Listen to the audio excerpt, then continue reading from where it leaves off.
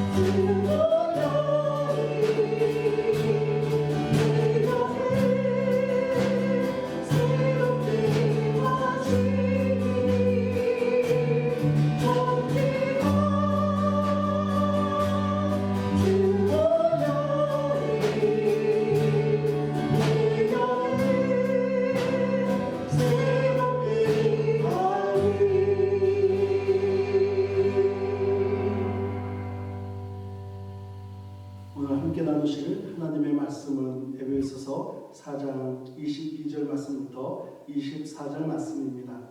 우리 한 목소리로 봉독하겠습니다. 너희는 유혹의 욕심을 따라 썩어져가는 구속을 따르는 옛 사람을 벗어버리고 오직 너희의 심령이 새롭게 되어 하나님을 따라 의와 진리의 거룩함으로 지으심을 받은 새 사람을 입으라. 아멘.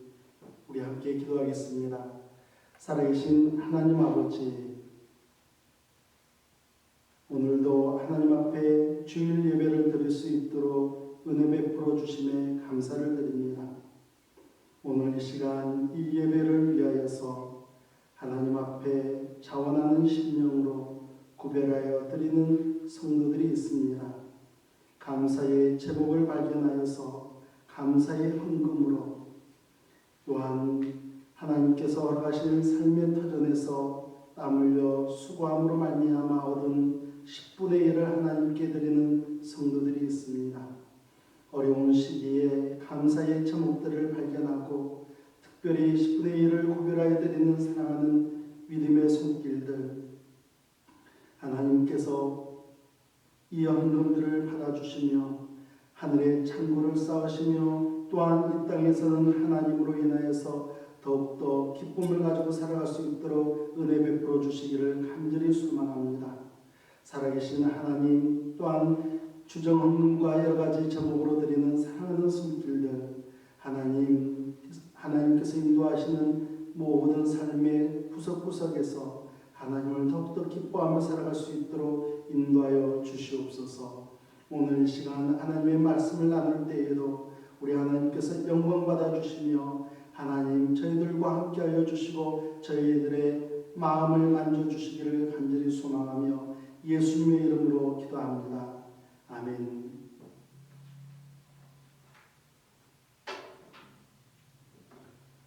사람을 뜻하는 영어 단어 펄서는 라틴어 단어인 페르소나라는 단어에서 파생이 되었습니다. 페르소나의 기본적인 의미는 감염입니다. 좀 더 깊게는 외적 인격, 가면을 쓴 인격을 의미합니다. 연극이나 영화에서는 감독이 자신의 분신처럼 특정한 인물을 그려내고 싶은 배우를 가리켜서 페르소나라고 부릅니다. 배우가 가면을 쓰고 가상의 인격을 감독이 원하는 대로 그려내는 것입니다. 스위스의 심리학자이자 정신과 의사인 칼 융은 페르소나는 인간 내면의 열등한 인격, 자아의 어두운 내면인데 여기에 가면을 씌우고 사회의 규범을 지키고 역할을 수행한다라고 이야기합니다. 그렇다면 페르소나의 인생, 가면을 쓴 인생이 아닌 사람다운 사람의 인생을 살기 위해서는 어떻게 해야 하겠습니까? 가면을 벗어버리고 죄로 물들었던 어두운 자아를 회복한다면 가능하지 않겠습니까? 오늘 말씀에 비춰보면 가면을 쓴 인생, 죄로 물들어 있는 자아는 옛사람입니다. 그러나 가면을 벗어버리고 죄로 물들었던 자아를 예수 그리스도의 보혈로 용서함을 받고 살아가는 인생, 더 나아가서는 성령 하나님을 의지함으로 마음을 날마다 새롭게 하는 사람이 새 사람이다라고 가르쳐주고 있습니다. 오늘 말씀의 제목은 새 사람을 입으라입니다. 오늘 말씀에서 은혜를 받을 첫 번째 교훈은 옛사람을 벗어버리라입니다. 오늘 말씀을 대하면서 우리 그리스도인들이 오해할 수 있는 한 가지 여지가 있습니다. 과연 사도 바울은 옛사람을 벗어버리라는 이 메시지를 누구에게 호소하고 있는가? 아직 예수님을 영접하지 않은 사람들을 향해 호소하고 있는 것일까요? 네, 그럴 수 있습니다. 그러나 더 정확히 이야기한다면 우리는 에베소서 1장 1절에서 우리는 이 메시지의 대상을 확인할 수가 있습니다. 에베소서 1장 1절 말씀입니다. 하나님의 뜻으로 말미암아 그리스도 예수의 사도된 바울은 에베소에 있는 성도들에게 그리스도 예수 안에 있는 신실한 자들에게 편지하노니라고 말씀하고 있습니다. 이미 예수님을 자신의 구세주로 모신 에베소 성도들, 그리고 교회에서 신실하게 신앙생활을 하고 있는 이 시대의 그리스도인들에게 그리스도인들이여 매일매일 옛사람을 벗어버리며 살아가십시오라고 외치고 있는 것입니다. 우리 그리스도인들이 옛사람을 벗어버려야 하는 데에는 두 가지 정도의 이유가 있다고 생각을 합니다. 한 가지는 사단이 여전히 우리 그리스도인들을 표적으로 삼고 있기 때문입니다. 베드로전서 5장 8절 말씀입니다. 근신하라, 깨어라, 너희 대적 마귀가 우는 사자같이 두루다니며 삼킬 자를 찾나니라고 말씀하고 있습니다. 우리 잠시 에덴 동산으로 돌아가 보겠습니다. 하나님께서 동산 안에 있는 모든 나무의 열매는 먹을 수 있어도 선악을 알게 하는 나무의 열매는 먹지 말라라고 말씀하십니다. 정령 죽게 된다라고 말씀하십니다. 그러나 사단은 어떻게 유혹을 합니까? 창세기 3장 4절과 5절을 보면 결코 죽지 아니하리라. 너희가 먹는 날에는 너희 눈이 밝아져 하나님과 같이 되어 선악을 알 줄 하나님이 하시니라고 유혹을 합니다. 그 유혹을 듣고 나서 나무를 보니까요, 먹음직도 하고 포함직도 하고 지혜롭게 할 만큼 탐스러운 나무였다라고 그렇게 성경은 소개하고 있습니다. 유혹에 넘어가 그 열매를 먹고 났을 때 어떤 결과가 찾아왔습니까? 아담과 하와는 행복해졌습니까? 그 열매를 잘 먹었다라고 만족했습니까? 아니지요. 오히려 하나님이 두려웠습니다. 하나님 앞에서 숨어버렸습니다. 하나님의 심판을 받고 말았습니다. 사단은 하나님의 천지를 창조하셨을 때부터 지금까지도 사람들을 타겟으로 삼고 우는 사자와 같이 찾아다니고 있습니다. 사랑하는 성도 여러분, 우리가 옛사람의 옷을 벗어버리지 않는다면 아담과 하와가 그랬던 것처럼 우리도 하나님이 두렵고 하나님 앞에서 숨어버리게 된다는 사실입니다. 우리가 옛사람을 벗어버려야 하는 또 하나의 이유는 옛사람의 끝에는 불행이 기다리고 있기 때문입니다. 오늘 말씀 22절 말씀입니다. 너희는 유혹의 욕심을 따라 썩어져가는 구습을 따르는 옛사람을 벗어버리고 라고 말씀합니다. 옛사람을 벗어버리지 않고서는 미래에는 멸망이라는 불행이 반드시 찾아온다라고 우리에게 가르쳐주고 있습니다. 오래전 어느 여객선이 미시시피 강을 거슬러 올라가다가 갑자기 침몰하게 되었습니다. 승객들은 구명정에 올라 탈출을 시도합니다. 몇몇 건정한 남성들은 옷을 벗어던지고 강물로 뛰어들어 헤엄을 치며 육지에 도달하게 되었습니다. 대부분의 승객들이 탈출에 성공했을 때에 한 남성이 갑판에 등장을 합니다. 그는 옷도 벗지 않은 채 강물로 뛰어들었습니다. 그러나 그는 떠오르지 않았습니다. 한참 후 구조대원들이 와서 그의 시신을 건져냈을 때 그 사람의 호주머니에는 승객들로부터 훔쳐낸 각종 귀중품들이 가득 채워져 있었다고 합니다. 유혹의 욕심을 이기지 못하고 썩어져가는 구습을 쫓다가 익사하고 만 것입니다. 사랑하는 여러분, 이 시대를 살아가는 우리 그리스도인들에게도 옛사람을 쫓는 모습을 그대로 증명하는 몇 가지 질문들이 있습니다. 그 질문의 첫 번째는 당신은 무엇을 하는 사람입니까? 라는 것입니다. 좋은 직장을 다니십니까? 아니면 시원찮은 직장을 다니십니까? 만일 사업을 하신다면 크게 하십니까? 아니면 작게 하십니까? 세상에서 인정받을 만한 사업을 하거나 직장에 다닌다면 나는 세상에 비추어서 당신을 인정하겠습니다만, 그러나 세상이 인정하지 않고 또한 대우하지 않는 그러한 직장이나 사업장이라면 나 또한 당신을 그렇게 인정할 수는 없습니다라고 한다면 그 사람은 옛사람의 옷을 그대로 여전히 입고 살아가는 사람이라고 할 수 있습니다. 또 하나의 질문은 당신은 세상에 무엇을 가지고 있습니까? 라는 질문입니다. 당신은 어떤 집에서 살고 있습니까? 당신은 어떤 차를 타고 다닙니까? 어떤 스펙을 쌓아가고 있고 무엇을 소유하며 살아가고 있습니까? 세상의 것으로 세상의 많고 적음으로 평가하는 사람들, 그 또한 옛사람을 여전히 입고 살아가는 사람들인 것입니다. 예수님은 여러분과 제가 옛사람의 옷을 벗어버리고 살아가기를 원하십니다.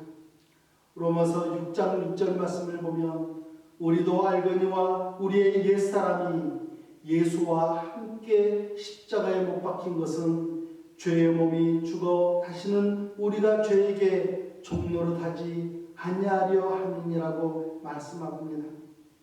우리의 옛사람은 예수님과 함께 십자가에 못 박혔습니다. 세상의 기준도 함께 못 박혔습니다.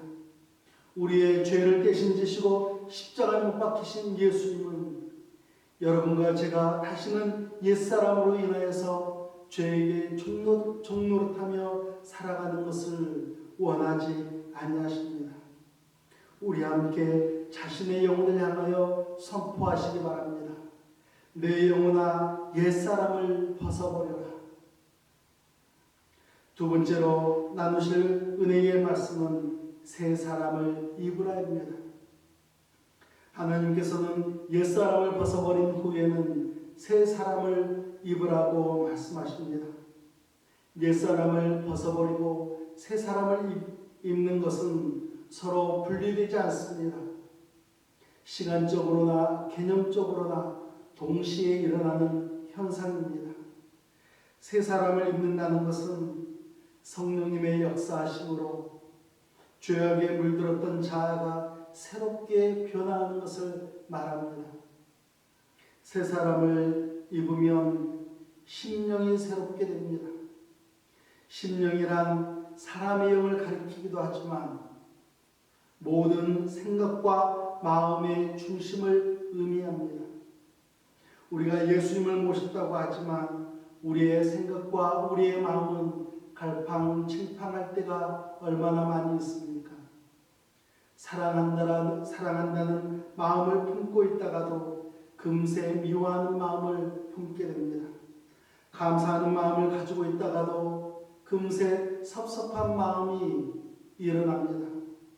이제는 믿음대로 살아가야지 하며 결단하다가도 돌아서면 세상과 타협하고 세상에 범죄하고만 모습을 보게 됩니다. 심령이 새로워진다는 것은 그리스도인으로서 일관성 있는 마음을 가지는 것입니다. 빌립보서 2장 5절 말씀을 보면 너희 안에 이 마음을 품으라 곧 그리스도 예수의 마음이니 라고 가르쳐 줍니다. 예수님을 대표하는 마음은 겸손한 마음이죠. 하나님의 본체시지만 하나님과 동등됨을 취할 것으로 여기지 아니하시고 사람의 몸을 입으시고 이 땅에 오셔서 기꺼이 십자가에 못 박혀 돌아가시는 예수님이십니다. 빌립보서 2장 3절에서는 오직 겸손한 마음으로 각각 자기보다 남을 낮게 여기고 라고 말씀하고 있습니다. 하나님께서는 우리들도 예수 그리스도를 본받아 겸손한 마음을 품고 살아가기를 원하십니다. 새 사람을 입게 되면 의와 거룩으로 재창조를 받게 됩니다. 24절 말씀입니다. 하나님을 따라 의와 진리의 거룩함으로 지으심을 받은 새 사람을 입으라. 의와 거룩 이 두 가지는 죄와 구별된 죄와 분리된 창조의 재료입니다. 의는 하나님과 바른 관계를 맺는 것입니다. 이제 내가 예수 그리스도의 아래 살아가고 있습니다. 내 위에는 예수님께서 계십니다라는 그러한 고백인 것이죠. 그럴 때에 우리는 의로운 존재가 될 수 있습니다. 거룩이라는 것은 하나님을 향한 경건한 마음을 가지는 것입니다. 우리가 24절 말씀에서 주목해야 할 단어는 진리라는 단어입니다. 사도 바울은 왜 이 진리라는 단어를 끼워 넣었을까요? 왜 진리라는 단어가 꼭 필요해야만 했을까요? 요한복음 14장 6절 가서 보면은 예수께서 이르시되 내가 곧 길이요 진리요 생명이니 나로 말미암지 않고는 아버지께로 올 자가 없다라고 이야기합니다. 진리이신 예수님을 제외하고서는 의와 거룩을 이야기할 수 없기 때문에 사도 바울은 이 의와 거룩 사이에 진리라는 단어를 넣어서 이야기하고 있습니다. 예수 그리스도의 속죄함 없이는 우리는 의로워질 수가 없습니다. 예수 그리스도의 성품을 닮아가지 않고서는 조금 더 거룩해질 수 없기 때문에 예수님을 제외할 수 없다라고 이야기합니다. 이제 여러분과 제가 새 사람을 입었는지 자문해야 할 시간입니다. 그 첫 번째 질문은 나는 어떤 사람입니까? 우리 모두는 본래 하나님의 형상대로 지음을 받은 사람들입니다. 그러나 범죄로 인하여서 하나님의 심판의 대상이 되었습니다.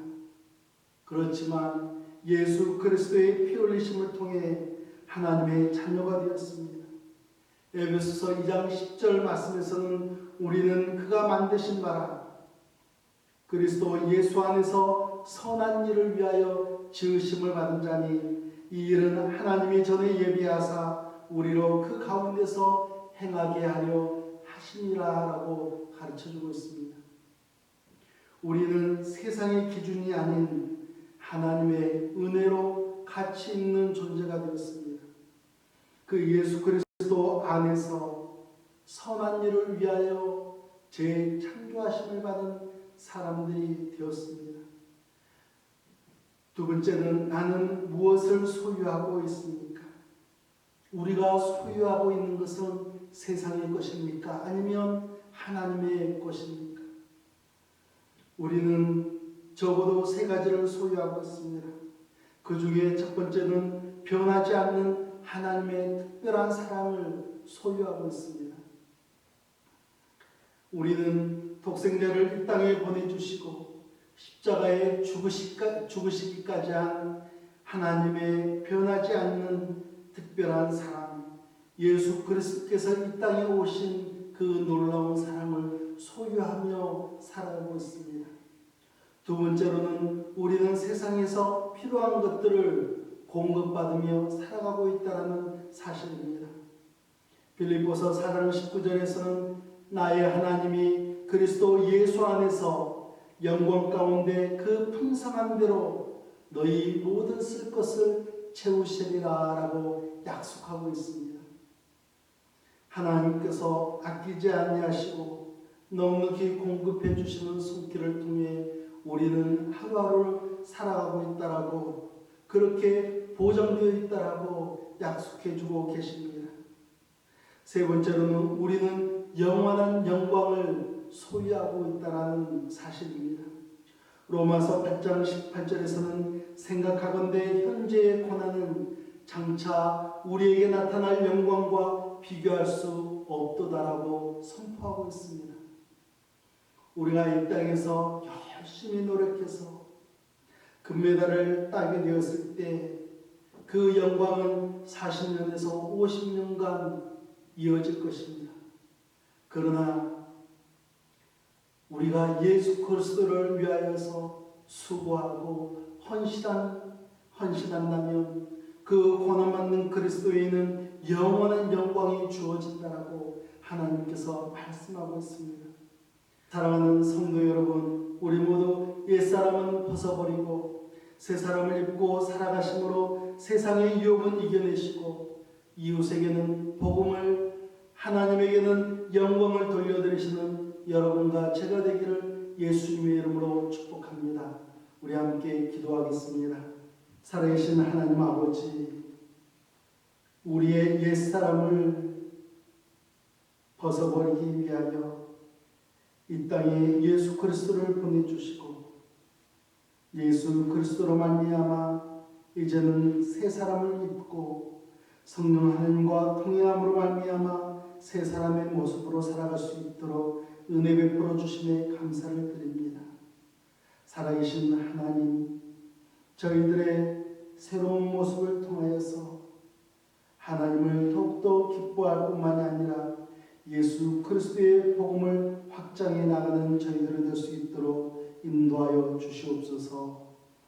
이제는 우리 구주 예수 그리스도의 은혜와 살아계신 하나님 아버지의 지극하신 사랑하심과 성령 하나님의 인도하심과 간섭하심이 새 사람을 입고 살아가기를 간절히 소망하는 사랑하는 성도들과 그들의 가정과 삶의 터전 위에 이제부터 영원토록 함께 하시기를 예수 그리스도의 이름으로 축원하옵나이다. 아멘.